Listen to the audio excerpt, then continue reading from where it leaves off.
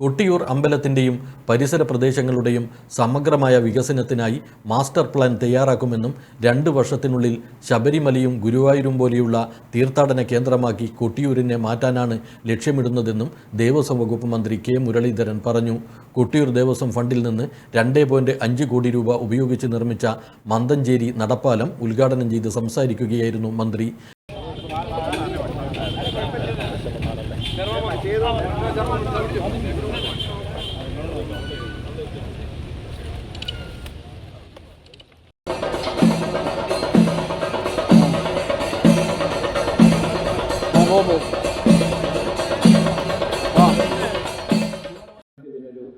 രൂപമുണ്ടാക്കണം എന്നതിൻ്റെ അടിസ്ഥാനത്തിലാണ് ഇനി അവലോകന യോഗം വിളിച്ചത്.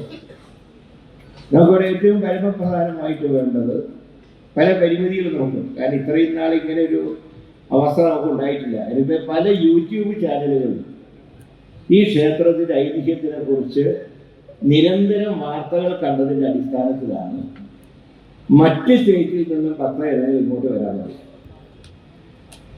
പക്ഷെ അങ്ങനെ ഈ യൂട്യൂബിൽ വരുന്ന വാർത്തകൾ അധികവും ഈ അമ്പലത്തിലെ ഉത്സവകാലത്ത് India hospital, Pamban Madhavan road, Thalap, Kannur.